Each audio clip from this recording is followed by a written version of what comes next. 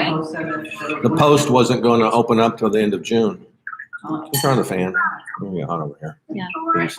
All right, we're going to get started. We added our stay at home yesterday, so it's nice. Oh, okay. Oh, that's good. Right. Does anyone know how to tweet? Well, there's Ken. Hi, Ken. Lydia's gonna have to. Lydia, you're going to have to mute. Hi. Okay. I got my blood donor shirt on today to prove that I gave blood. To save lives. No, that's the light. That's the light. All right, 10 o'clock. We're going to get started. And we got 6 devices on. All right. Okay, I don't see anyone else pointing on. Well, actually, you got it on yours, don't you? Yeah. All right, we're in 1 Corinthians chapter 10. And if you have the notes before you, I pointed out last week that this is the longest set of notes. And I was trying to figure out why it's so long, because I didn't think it really would be. And the reason why is because of what Paul talks about when he talks about the examples that are historically made from the Israelites in the Old Testament. That there's 5 examples that Paul references, and so I had to write those up, and that's why this went about another page longer than normal. In case you didn't know the church history there of those examples. So that explains the reason for that. The other thing is, if you have the notes, I was reading over the notes again yesterday, getting ready for the class, and I noticed that there's at least a dozen mistakes in there, typos. So you'll probably be able to pick those out if you read through them close enough. That'd be your challenge, to see if you can find at least a dozen typos. And I kind of leading with that about mistakes, because chapter 10 actually is really only about three major sections. The first section pertains to, did you learn from people's mistakes? So if I make mistakes, a whole bunch of them, are you going to learn from my mistakes? And this is about then, and it'll explain what the mistakes were and how important it is to learn from other people's mistakes. The second section starts at verse 14, and this is the one where Paul now introduces the Lord's Supper. So we'll have a kind of a little bit of dogmatic discussion about what the Lord's Supper is, and which we, from our Lutheran point of view, is different than most people have. And then the end of it is now back to what Paul talked about in chapter 8 about eating food sacrificed to idols, or eating meat sold in a meat market. So those are the 3 major sections of chapter 10. So we'll just go right into it now. So kind of look at it this way. If you ever in your upbringing, whether it was in school or in sports, usually it happens in sports, but I don't know if or any other arena, if you were made the example of, and that usually was never a good thing. If someone said, we're going to make an example of you, that usually meant that you did something wrong, and others better learn from your mistake and not repeat what you did. So you don't want to be made an example of, and yet that's what Paul is going to be referencing, the example of the Israelites during their time of wilderness wandering. And it also brings to mind then a line, I don't know who actually said it, and I don't have it quoted verbatim, but the line basically says, those who refuse or fail to know history are bound to repeat it. All right, have you ever heard that line? It's a very important line, because some people just don't care for history. And if you don't care for history, you'll realize that basically people keep repeating the same mistakes because they didn't learn that people in the past who did those things didn't go right for them. And now people repeat the same things, and we got mistakes all over again. So it's all about learning history here at the beginning. And so Paul talks about it. He says, I don't want you to be ignorant of the fact that our forefathers all were in the, we're all under the cloud and all passed through the sea. Okay, what is Paul referring to?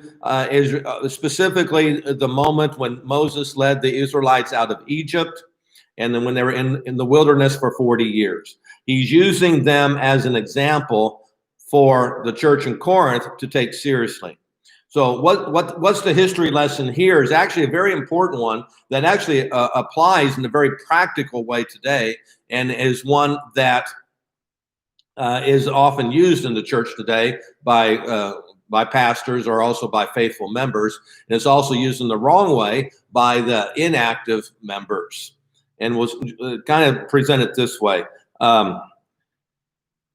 In condensed terms, this is basically saying just because you say you're a member of a church doesn't mean you're going to go to heaven.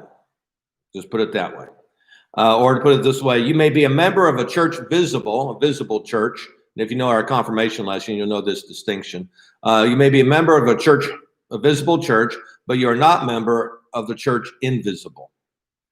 And Paul is presenting that here. So this is actually very, very serious, and it's very pertinent, and certainly very relevant to today, and particularly to many in America who claim to be Christians, but may find out on the day that they answer to the Lord that the Lord says, I don't know you.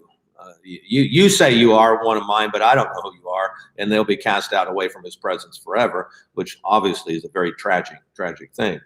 So Paul talks about it here. And how he does it is really kind of insightful, of course, because he's Paul. He's going to be that way. But when he says that, I don't want you to be ignorant of the fact that our forefathers were all under the cloud and all passed through the sea and all drank from ate the same spiritual food, and they all drank the same spiritual drink, for they all drank from the rock that accompanied them, and that rock was Christ. And as you read it in the notes, it's not clearly spelled out in the NIV translation because they miss out on one word, all. But there's 5 times that Paul uses the word all. Not that 5 is a significant number, but Paul is bringing out a point. He says, when they left Egypt, all of them left. All of them left as God's people. All of them were delivered from Pharaoh and slavery and Pharaoh. They were all then, in a sense, you could say, they were all redeemed. And they were all saved from Pharaoh, and they were all brought together as one giant church of 2 to 3 million people. So Paul's saying that's what all of them were. But then he starts to say, nevertheless, God was not pleased with most of them. Their bodies were scattered over the desert. All right, so now he's talking about what's going on out there. Oh, they're looking outside the window and distracting me. He says God was not pleased with most of them. So even though all of them probably would have claimed that they're going to heaven because they all were part of Israel, Paul says God wasn't pleased with most of them, and their bodies were just scattered over the desert. So why did God turn the Sinai Peninsula into this huge graveyard, as I put in the notes there? And there's a reason why. And the reason why is that these people did not take their relationship with God seriously. They just rested on, well, you can say rest on their laurels, or basically rested on the fact that they were Israelites. And honestly, to be kind of blunt about it, I've encountered members in our church that don't come to church anymore. They said, but I passed confirmation, as if passing confirmation means you qualify to go to heaven. And they don't ever want to come back to church. But if I were to ever ask them, because I did ask them once, and they said, I passed confirmation. So, okay, well, fine. But that doesn't mean you're going to heaven. They think they are. They think they can do whatever they want now. And that's what Paul's talking about. He says, all of them passed into the wilderness. They're all there, and they all participated in, and even how Paul says they all participated in the sacramental things. He uses the word baptism, which is interesting. They were all baptized into Moses, and they all drank from the same spiritual rock and ate the same spiritual food, which was manna. But in New Testament terminology, when you think of baptism, you think of baptism, you think of the sacrament of baptism. But eating and drinking, you think of the Lord's Supper, and he's going to mention the Lord's Supper in just a little bit. So here's what we're talking about, and in the notes, this is a really, really important point. It's on the next page there. It's the term that Martin Luther is kind of famous for. I don't know if he made up the term, but it's written quite a bit in our Lutheran confessions. It's the Latin phrase ex opere operato. Okay, and it's not hard to understand that. EX means out of. Opera doesn't mean just a singing thing. Opera means like an operation. It means a work. It's the word for work. So it says ex opera operato, which means by the work of the work. It's basically, I don't know Latin, but that's basically what the word means. By the work of the work. And what was going on here is, and I'll put this in the Reformation terminology, in Luther's day, he was furious because there were those in the being taught by the Roman Catholics that it really doesn't matter what you believe. It really doesn't matter what you do. As long as you take the sacraments, as long as you do your penance, your confession and do your penance, then you're saved. And that's why you'll find today, you'll find, these, the stereotypical mafia boss or the hitman who are Catholics. They grew up Italians or something like that. And as long as they give enough money to the church will still sanctify them, and the church will, kind of overlook what they're doing in criminal activities and say, all right, you're okay because you're Catholic, you're going to go to heaven. Don't worry about it. And they do all kind of criminal activities without thinking that that's a bad thing. Okay. And so what Paul's talking about here is that it says, just because you go through the motions of going to church, or you once went through the motions of going to church, or in our church, you once went through the motions of getting confirmed, that doesn't qualify you for heaven.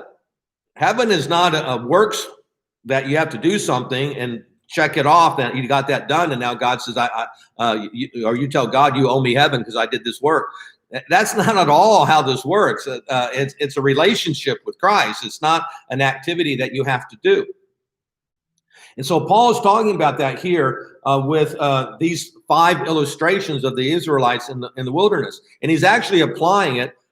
He's applying it to the Corinthians, because there are those in that Corinthian church who were doing the same thing. And he'll address at the very end again, too, when he says everything, you guys say everything is permissible. So he's already been talking about some of this stuff, like you don't really care what you eat, you eat food sacrificed to idols. Or you may go see a temple prostitute because you're just like, it doesn't really matter. I'm a Christian. I've been baptized. I take the Lord's Supper. I can do whatever I want. I don't have to worry about anything else. And so I just live any way I want. And Paul says, okay, you need to learn the lesson from those who had the same attitude that you have and realize that's not going to work. So so he quotes 5 illustrations of Israelites in the Old Testament, and I'll go through those really quickly because it will take a long time otherwise. Go through those really quickly. The first one is in verse 6, and it says, now these things occurred as examples to keep us from setting our hearts on evil things as they did. Now, originally, and you'll see that in the notes if you read that, I originally thought that verse was just setting it up for the rest of the illustrations, but that actually is one of the illustrations itself. And in the notes, you'll see that when it says setting your hearts on evil things, is the setting your hearts is, it's okay translation, but a better translation, as it says in the notes, is to crave, to desire, to lust after, to be greedy for. It's a negative term. It can be used in a positive way, but in this case, it's not. It's when they just had to have this. They craved these things, these evil things. And so Paul's kind of talking about that. That's what they did. They craved it. And so what was happening is, and if you know your Old Testament history, when the Israelites left Egypt, it wasn't very long when they were in the wilderness, they said, this is not a very fun life, living in these tents like this, scrounging around for food and water. We kind of remember what it was like back in Egypt when we had those leeks and those melons, and we enjoyed nice food. Of course, they're conveniently forgetting that they were being brutally treated in slavery, but they said, life was good. We would like to have that back. So they craved that. They wanted to have that again, that easy, luxurious life, which really wasn't that, but that's what they thought it was. And they didn't want this hard life that they had in the wilderness. And so Paul is saying, so you Corinthians, some of you Corinthians are just setting your hearts and just enjoying the luxurious life, thinking, I'm a Christian, it doesn't really matter what I do. And Corinth was known for all kinds of luxurious things, all kinds of evil things, of course. And he says, you just want to live that Epicurean lifestyle. You think that's fine? Well, it's not. because what happened, their bodies got scattered over the desert. God's not happy if you decide to crave after other things as opposed to him. All right. So that was the one illustration. And actually, in the notes it talks about that's when God gave them a whole bunch of quail, and they lusted after that quail, or they desired it so strongly that it became a stench in their nostrils. I mean, and they just got sick of it, and some of them died from eating raw quail, I think is what it was. You have to go back and look at that. But they wanted that meat so badly that they didn't even cook it right, and so some of them died. Right. And so that was their punishment. So God says, or Paul's saying, he said, you really want that? Now think about what happened to the Israelites. They didn't just get sick. It's, you get sick, you recover. Some of these people died. They weren't out in the wilderness very long, and they hadn't got even close to the promised land yet. And they just died right away because they already had set their hearts on evil things. So is that what, do you desire to have these things, luxurious things of the world, and not satisfied with what you have with Christ? Then you better watch out what you're doing with your life. So there's that attitude. And so, we could apply it to church today. If you want to just take the weekend to do whatever you want to do, don't ever want to come to church, don't ever want to have any involvement with your Lord during the week, and you just because you just want to live it up and crave those things, says don't think you're going to go to heaven because of that. That's not happening. Paul's just basically saying it's not what you think it is. You think you're going there, but I'll just let you know now that's not what's going to happen. You're not on your way there. Okay, the next illustration was, do not be idolaters as some of them were. And the people sat down, they eat and drink, and they got up and indulged in pagan revelry. That was when the typo was in here somewhere, debauchery. I misspelled debauchery in there. Okay, and if you ever remember watching, old timers remember watching the Ten Commandments with Charlton Heston. It was on every Holy Week. I always remember that. I actually didn't even know that until I was coming back from the seminary.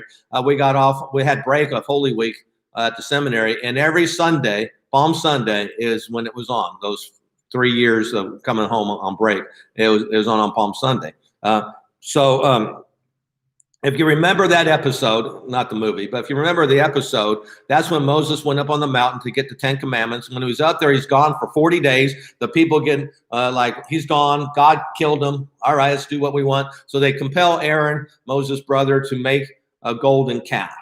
Okay, when Moses comes down, he sees this, and he throws the 10 Commandments down, the 2 tablets of stone, and breaks there. And then God was furious, and of course Moses was. And then in that one day, 3,000 of the people were killed, because what they did is when they made the golden calf, they did what pagans do.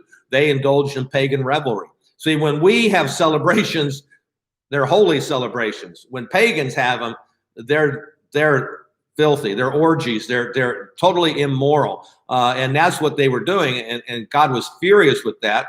And so 3,000 of them were killed that day. And so for the people in Corinth, there it was again. You want to go, that an idol is nothing. These pagan temples are not really anything, but you want to go and have the party there with the rest of them. You want to do your Mardi Gras with them? Well, go ahead and do that.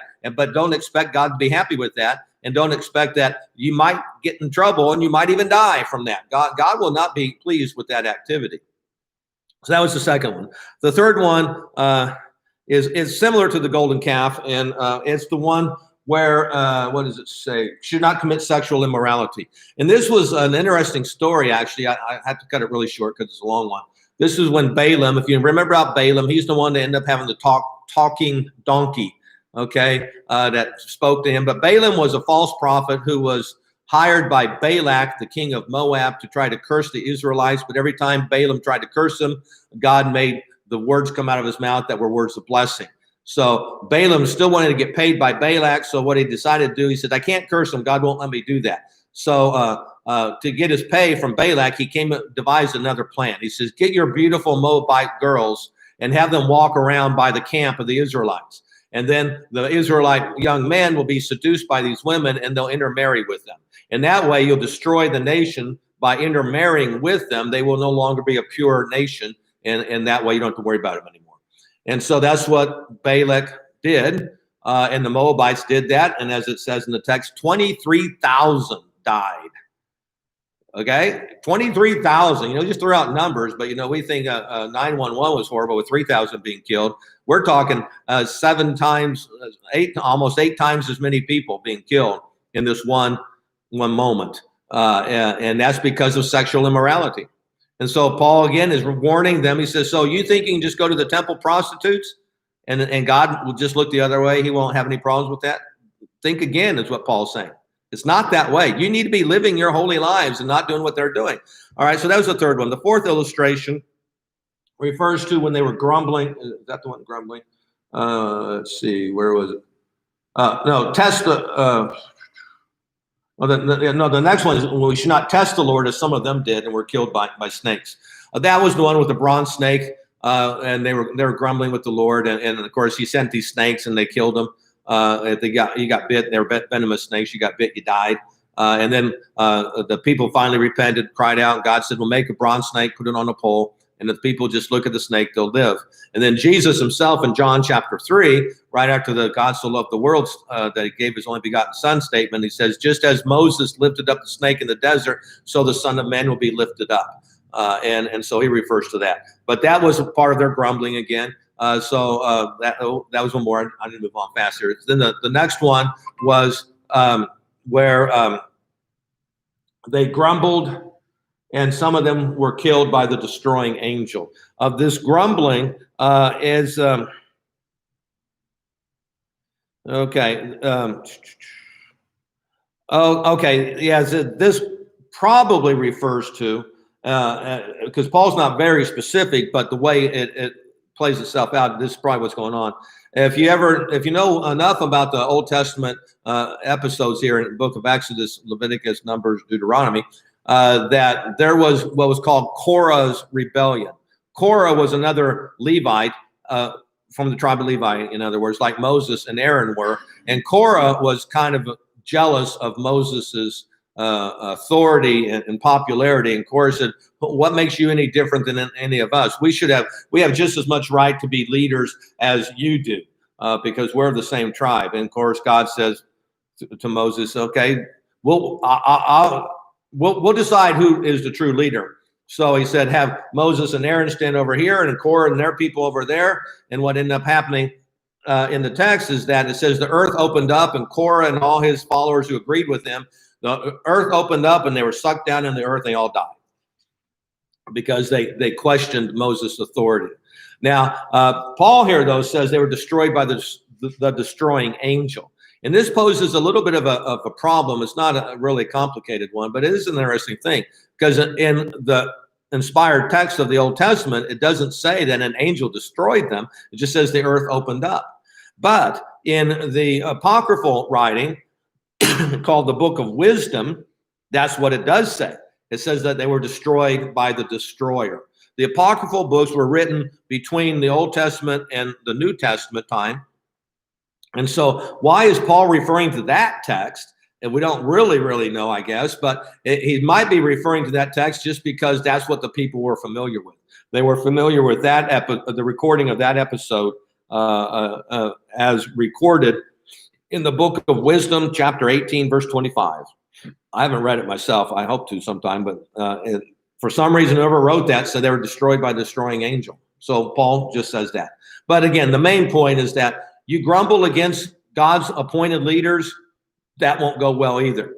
So why is Paul saying that? Is because there are those in that church who are saying, "Paul, you're nothing. Why do we have to accept your authority?" That we kind of talked about that before in chapter 9, when he talks about his rights as an apostle, and that people are looking at him like, "Yeah, you don't deserve this." Maybe Paulus or Peter do, but not you. So Paul is basically, he's not doing it because he wants to cover himself and, exalt himself. He's just saying, you question who I am, you question what I say. You're not questioning me, you're questioning the Lord. And as a result, don't expect things to go well with you. And so for us, now this isn't meant for me because no one's mad at me that I know of, at least. It's like, don't you dare question me as a pastor. But it's not me as a pastor. It's me when I speak the word of God faithfully. So really, in reality, what it is, if you dare question the word of God, which is now, this is really obviously very pertinent. If people say, I know God said this about even this subject about, oh, those people are really going to go to hell because they're not really active in their faith, and even though they once were Christians, how can you say they're going to go to hell? You say, I don't believe that. Or of course, the whole modern thing about sexual orientation, all that. We know what God says about it. We already said that. It's like, oh, I don't believe that. God wouldn't be that way. Well, okay, you want to question God on these things, you'll find out in the end you're going to lose that. You're going to lose that argument. God is the authority. You better listen to what he says, better accept what he says, and practice what he says. If not, it won't go well with you. And that's, again, what Paul's saying here. It says, if you refuse to know your history, you're bound to repeat it, and it won't be pleasant. So obviously this is very harsh, what he's saying here, and it's meant to be very harsh.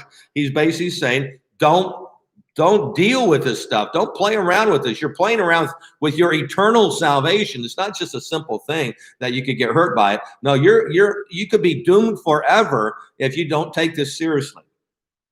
All right, and that's why Paul says 2 times in there, he says, these things occurred as examples or as warnings, he says. For us, he says, you better think about this. So then he gets to verse 12, which is a very familiar passage where he says, so if you think you're standing firm, be careful that you don't fall. All right, so that's kind of the negative aspect, and the 13 is the more comforting one. Verse 12 is, so if you think you're standing firm, if you think, I don't worry, you can tell me anything you want, Pastor, you can tell me anything you want, Paul, I'm just going to do what I want anyway. He says, okay, you're confident in what you believe to be true? Well, you're going to find out.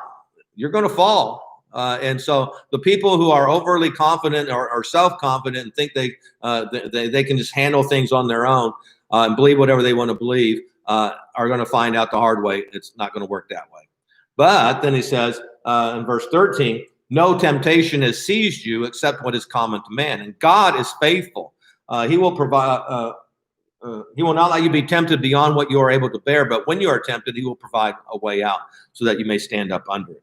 So the idea is, verse 12 is, if you're one of these people who think, I'm just going to do what I want, believe what I want, and live my way, okay, you're going to be in trouble. But if you're one of the other people who says, oh, okay, these warnings are pretty serious, I'm going to take these seriously.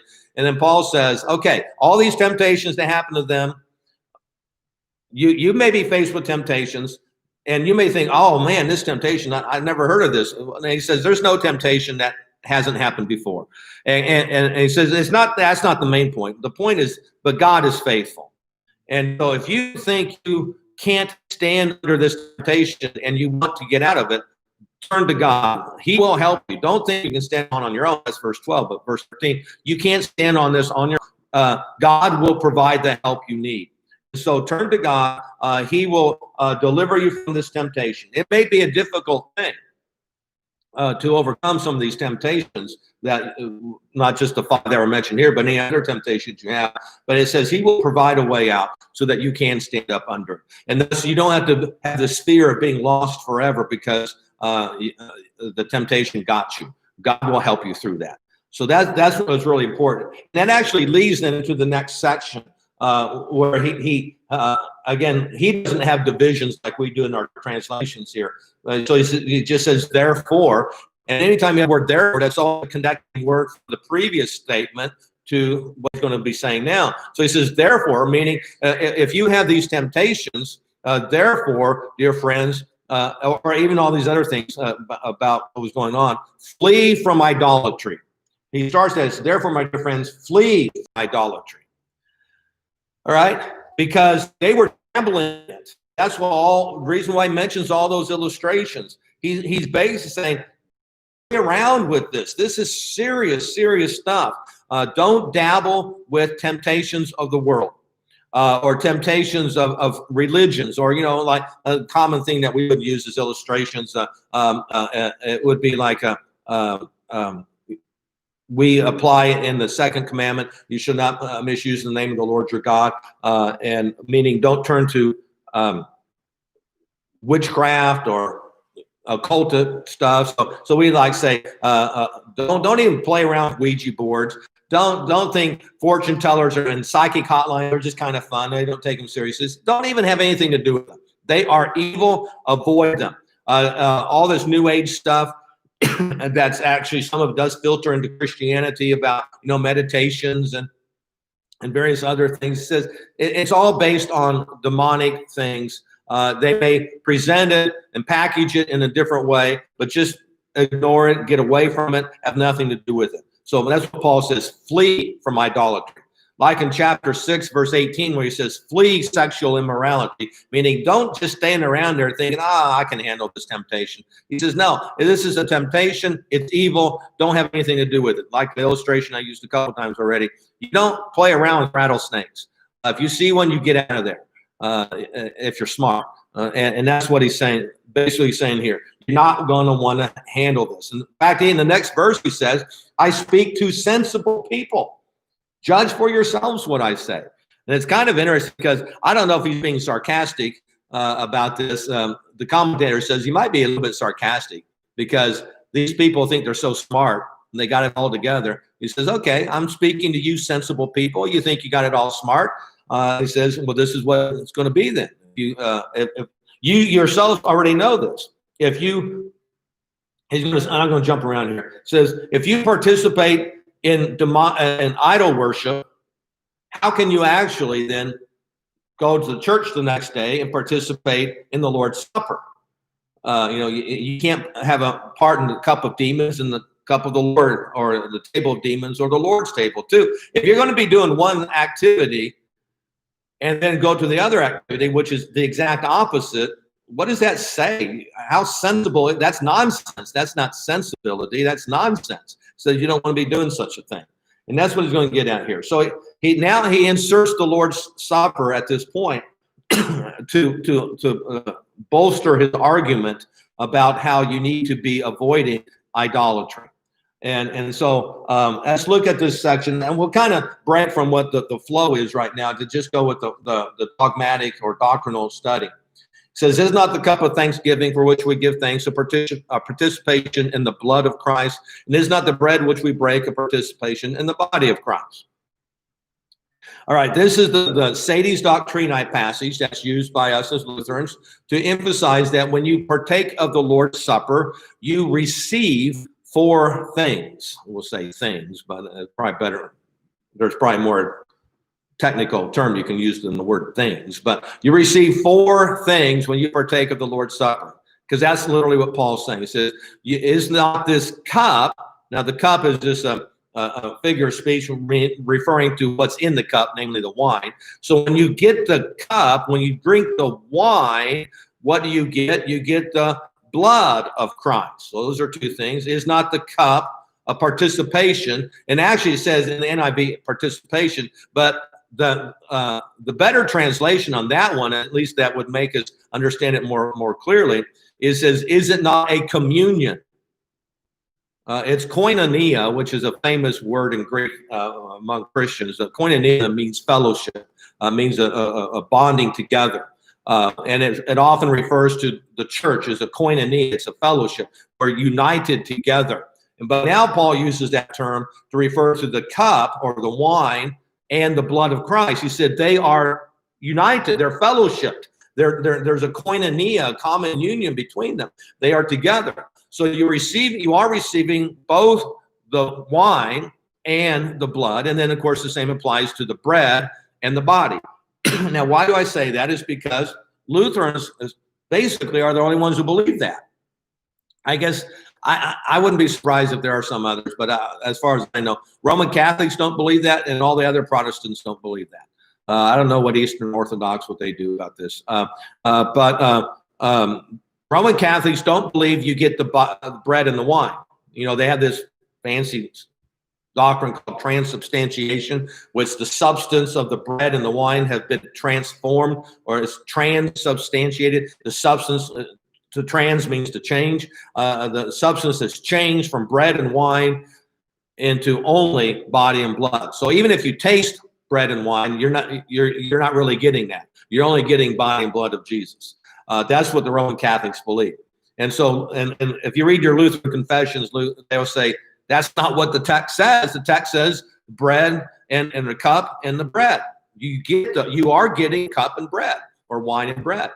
So you get those 2. Okay, and so then of course we know what the other view is, which is the predominant view around here, which is the view of the other Protestants, that they say you don't actually get the body and the blood. You only get the bread and the wine, and they only represent the body and the blood.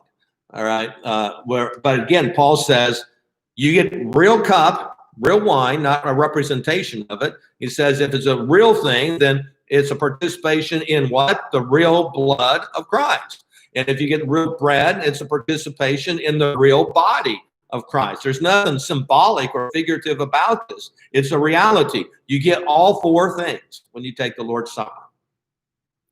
All right. Now, he's going to say a lot more about the Lord's Supper in the next chapter. So next week, you'll hear more about it. Because in reality, he's not trying to prove the real presence of Christ's body and blood. He's just stating it as a matter of fact. He's using the Lord's Supper for a different purpose at this point.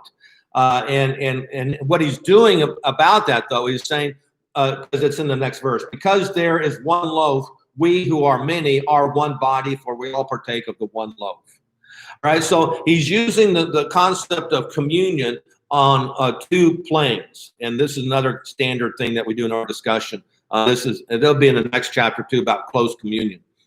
You think of the vertical plane, and that we have a fellowship or we have a communion with Christ. When we partake of the Lord's Supper, there's a communion with him that he comes to us in the bread and the wine, so we are united with him. And so it says, because there's one loaf, we who are many are one body, for we all partake of the one loaf. All right, but now in this case, he's really referring to the horizontal fellowship that we have. And he says, when we as the church, and for you in Corinth, when you come together, understand that you're all individual people, but we all, since we eat of the one same loaf, we are saying that we're all united. We have a common union among us. There is this unity among us. So going back to this whole point of this chapter is just like all the Israelites came out of Israel, of Egypt, all of them came together. They were all one. They all drank from the same spiritual rock, and they ate the same spiritual food. As Paul's saying this here, it says, this is how it needs to be in the church. You should not have all these divisions. You should not be participating in all these other activities. We are all one, and we need to express that oneness, that unity that we have, because in the Lord's Supper, there is this unity. Okay, and that is a very powerful statement he's saying in just that one verse. Now, again, in the next chapter, he's going to elaborate on that some more. So I'll hold out for next week when you get more comments on that. On chapter 11, he has a lot to say about the Lord's Supper. In fact, that's the chapter that we use when we support our belief and practice regarding close communion. So you'll just get that next week. Okay, so then he goes back to this other thing about consider the people of Israel. He's going back to Israel, and he's stating a common belief, and it's a true belief. It's not just I kind of believe this to be true. I don't know if it is or not, but no, it is true. He says, those who those who eat the sacrifices participate in the altar. So what is he saying? It's something that we really all know. If you go to a temple and you voluntarily participate in the sacrificial service of that temple, what are you saying? You're saying, I believe this. Otherwise, I wouldn't be here. And so, and that was, universally throughout history, that's the statement. If when the Israelites went to their temple, they're saying, I'm going here because I believe in the God of Israel. And so I'm participating in the sacrifices that he has sanctioned and authorized for us to do. And I'm showing that by doing this, I believe in God. I have a fellowship with God. I'm trusting in him. And rightly so, I have this relationship with him. I'm bound to him. And so Paul is saying, he says, okay, so if that's the way it is, why would you do that and then go over to a pagan temple and participate in that? You can't have dual membership. You can't have a fellowship with a demon and a fellowship with God and think that you have that. For one thing, God will not permit that to happen. He says, you think you can do that. You may actually physically go do that, and you may think you have fellowship with me, but now you're back to all those illustrations. You think you have it, but you don't. because I'm rejecting that. God says in the very first commandment, you shall have no other gods. And if you don't think this is anything important, he says, I'm saying it is. It's an idol. We know an idol is nothing, but what's behind the idol is demonic power. And I'm telling you now, if you didn't already, he's basically saying, I'm telling you now, if you participate with that, you got nothing to do with me. Because that's what Paul says at the end of that little section. He says, are we trying to arouse the Lord's jealousy? He says, you trying to get God mad? He says, you really want to get God mad? Then do this. You go to your pagan temples, do your pagan orgies or whatever like that, and then come to church and think nothing's, there's no big deal. Think about that. And he says, you think you'll get by with that? It's not happening. You got some serious problems if you're going to be doing that. He says, do you really want to arouse the Lord's jealousy? And are you stronger than he? And that doesn't really just mean stronger than he that, you can take whatever the Lord dishes out. You're not necessarily saying that. It might be that too, but it's also, are we stronger than he, meaning are we smarter than he? In other words, you say, we know that this is nothing. God, you should know better. We know we don't believe in any of that. He says, why are you countering or disagreeing with what God is saying? He's saying that these pagan things are evil and have nothing to do with them. Now, of course, we don't have pagan temples here, really. But honestly, in a narrow way, this is why we tell our members you can't participate in Masonic activities, or the lodges, or for the women, it's the Eastern Star, and Rebecca's or something like that, because that actually is a pagan activity. People there say, oh, no, it's not. It's just a social thing. It's like, yeah, but honestly, if you look at what they do, they have their ritual service in which they're talking to a supreme being, and they don't address him as the one true God. So if he's not the one true God, he's obviously a pagan, a false God. And so now you're saying, I want to do that, and I want to go to church too. And we're saying, no, you can't do that. This is what Paul's saying. He says, don't play around with this stuff. You don't have anything to do with anything that's not divine, true worship when it comes to these spiritual matters. All right, so that's what Paul's talking about there. And so then he leads into this statement that was already back in chapter 6, where the people say, well, everything's permissible. Now, he just left out the words "to me." It doesn't matter, he left them out, but it's not a significant thing. But back in chapter 6, the quotation was, everything's permissible to me. So if you have those and want to look at those later, you'll see that I'm all over the place. I don't even know where I'm at in my notes. Okay. Okay. You can kind of imagine, as Paul's doing this, and I don't know what he's thinking in his own head, but it's kind of like there's this imaginary discussion going. Okay. So, and you'll hear one of these members who doesn't believe with what Paul's saying here. He said, oh, hey, everything's permissible. So, because in the NIV, it has in quotation marks. And not that they had it in quotation marks in the original Greek, but it's known that Paul is actually quoting them. He's not saying that. He's quoting what they're saying. So they say everything's permissible. Then he counters with, but not everything is beneficial. So it's like this debate. You say everything's permissible. He said, okay, but not everything is beneficial. So what's the point Paul's making? He says, yeah, everything in one sense is permissible. You're saved by grace, right? And in a way, it may even be that that's what they're using that argument against Paul. You've been telling us we're saved by grace, and we can't do anything to earn God's favor, so we can just do whatever we want. And Paul, what do you say about that? It's kind of like, yeah, but not everything is beneficial. And if we are not living a life that's benefiting our own faith or benefiting our own family of faith, then don't do it, is what he's saying. Everything, and he's going to say at the very end, do it all for the glory of God in verse 31 here. But here's what he's getting at. And this is really a good point to understand. If you think you can just get by with doing some of this stuff that, it's not quite right to be doing that. Okay, I know God doesn't really approve me of doing that, but don't worry about it. Just do it. And Paul's kind of saying, no, take your faith seriously. And why would you want to do anything that would damage your own faith or potentially damage someone else's faith. Is that how thoughtless you or careless you are in regard to other people and your own self? Do you not think of your faith as being the absolute most important matter in your life, that you would say, don't worry about that?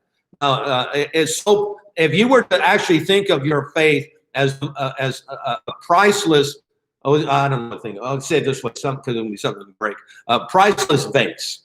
If you had this priceless vase, and you say, I don't really worry about it, so I'll just kind of take it around, move it around here, and then play around with this, and it might get broken. I don't really worry about it. Would you actually do that if you understood this was a priceless vase that's passed down to you from generation to generation? You think, oh, no, I'm going to protect this. That's what Paul is saying. Think of your faith like that. Don't do anything that would damage this. All right? So everything's permissible, but it's not beneficial. So don't do that. So then they say everything's permissible. Then Paul says, but not everything is constructive. And he explains that by saying nobody should seek his own good, but the good of others. Right? In other words, stop being so self-centered and selfish. It's not about you. It's not about, hey, I'm going to live a good life because I can. I put in my dues in life, and I'm retired. I can live my own way and just enjoy things and kind of be reckless about it, or careless about the community of faith that I have with my church. Paul says, no. You're not here for yourself. God did not make you that way. And remember, this is the same line that was used throughout our Lenten services. And it's really the line that we should always adopt, not just because of the Lenten service, because this is what Jesus said. Deny yourself, take up your cross, and follow me. All right, so that's what he's saying. He said, when you say everything is permissible, are you denying yourself? Absolutely not. You're trying to figure out what you can get for yourself. Paul says that's not how we live our lives. Our lives are, and he's going to say at the very, very end of this, we need to be emulating Christ. That's how Christ lived his life. He gave up everything. I mean, he had it all, of course, and he gave it all up for us. And so he's saying to us, now you do the same. You deny yourself. Don't make this about yourself. Make it about others. Seek their own good and not just your own. All right, so that's how that ends. All right, so let's move on. I might be on time still. I might get this done without any trouble. All right, so then he goes to the final issue here about back to the meat market. What do we do with this meat market thing? Now, it's actually slightly different. I shouldn't say it's the same thing. Because if you went back to chapter 8, when he introduced this, he says about food sacrificed to idols or eating in an idol's temple. Here he's done saying, he says, eating what you buy at the meat market. All right. Now, it is known, and they all knew that too, of course, that most of the meat, if not all, or I don't think all of it would have been, but most of the meat was, before it was sold at the meat market, it was offered and sacrificed to an idol so that the idol would bless it, so that the merchant who sold it would be able to sell it and get some money. And that they would do that. So they wouldn't actually say that. They just had the meat laid out in the meat market, but it may have been offered and sacrificed before. And so Paul now is saying, he says, don't worry about it. He says, don't ask questions. Don't ask, don't tell, whatever. Don't tell, don't ask, whatever kind of thing. He says, just, if it's there, just eat it. We're not Jews now. We're not bound by the Jewish dietary laws. You don't have to say, was it prepared in a kosher manner? And if it wasn't, then you can't have it. He says, just don't ask questions. And I remember hearing a missionary say that, and they didn't actually say it in this respect. They kind of said about how it was prepared, not whether it's sacrificed to idols.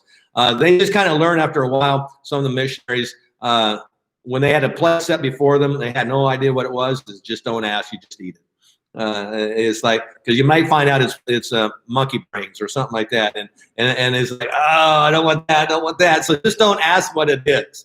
It's kind of like, yeah, here we had it before in our midweek dinners before. I remember in Pat and Pug, they brought rabbit once, and it looked like a rabbit. It was just cut. All it was a skinned rabbit. I said, I'm not eating that. Now, had they already fried it up and didn't tell me it was a rabbit, I would have eaten it. And so the idea is, don't ask what it is. Okay, it may be a coon or maybe a possum, right? At Beverly Hillbillies and eating grannies. Just don't ask. And so that was kind of silly with that. But Paul is obviously referring to about the origin of this meat, if it came from being sacrificed. Just don't even ask. And why do you not need to ask? Because as he says, he quotes Psalm 24, for the earth is the Lord's and everything in it. He says, don't worry about these idle things because we know God trumps it all. He surpasses everything. So don't worry about it. Don't raise a question of conscience so that now as you're eating, you think, oh, should I eat this or not? And then if you have a doubt, then you're actually sinning. So he said, just don't do that. Just eat it. And thank God that he's taking care of you. He's providing for your needs. Just eat it. All right. So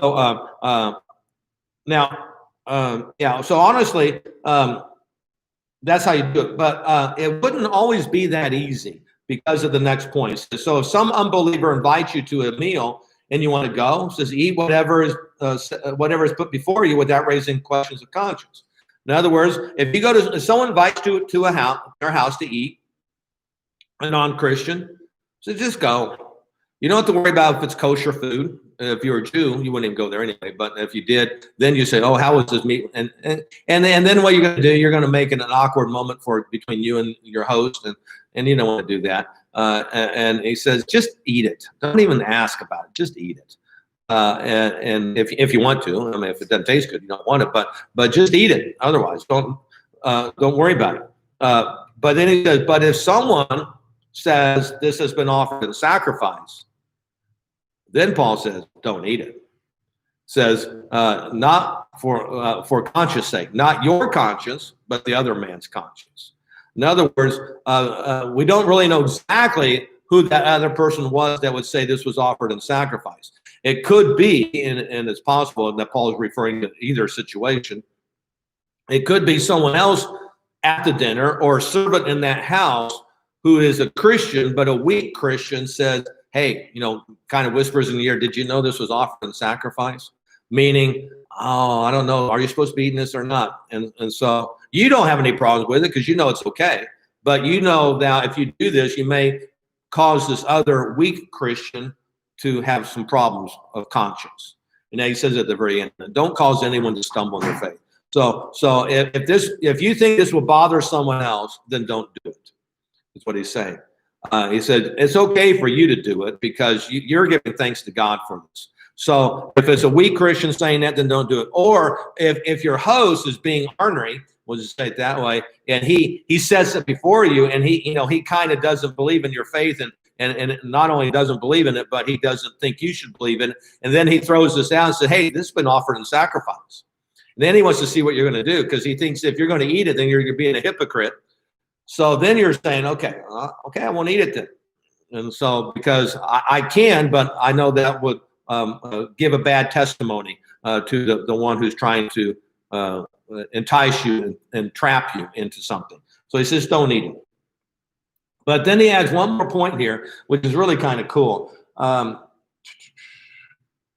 And verse 29, it says, for why should my freedom be judged by another's conscience? If I take part in the meal with thankfulness, why am I denounced because of something I thank God for?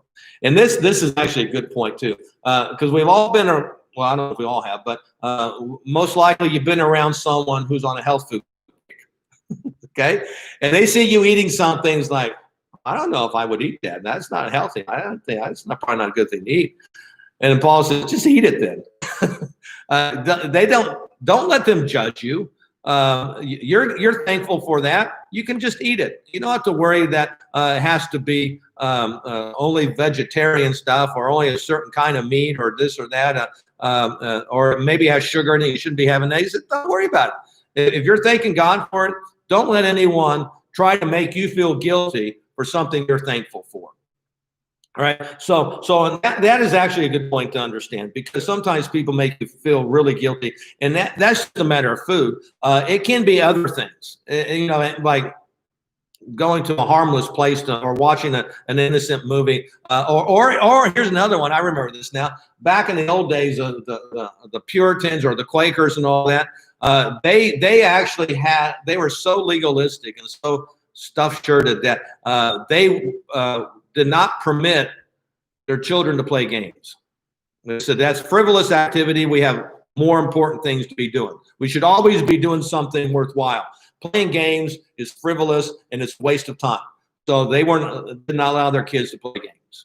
And it's like, okay, you're getting a little extreme here. And so if they came to your house and you're a Lutheran and they're this Quaker thing and you want to play cards, or your kids are actually playing the game and they're kind of being looking at them with that holier than thou attitude, like I wouldn't let my kids play those games. It's just a simple game, no big deal. And so well, I let our kids play. It's harmless. They can do that. So you don't let someone judge you in that respect. You don't let their legalism take over and make you feel guilty. That's what he says at that point. So then the final statement here is really powerful. So whether you eat or drink, do it all for the glory of God. That line in itself is really one of those mottos that we should live by. This is like the line before, that nobody should seek his own good, but the good of others. In this case, Paul is saying it this way, that we should, whatever you do, whether you eat or drink. But he says, whatever you do. Now he's been talking about food, so he says, whether you eat or drink, do it all for the glory of God. We are Christians. We bear witness to Christ. We are the light of this world. Everything we should be doing should be done in such a way that we are honoring God.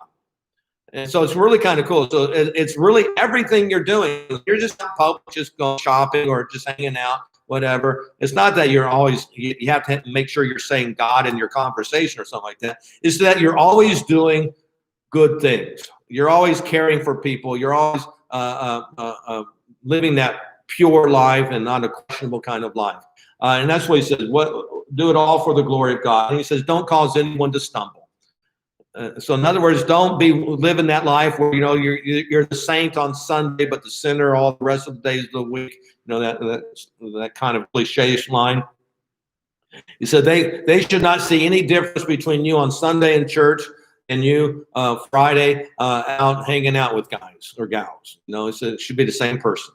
You don't want to send mixed signals to anybody. That's what he's saying there. Don't cause anyone to stumble. And then he says, even as I try to please everybody in every way. All right? I still think about it. As I try to please everybody in every way, Paul says. He says, my life is lived totally in a selfless nature where all I'm concerned about is the salvation of others.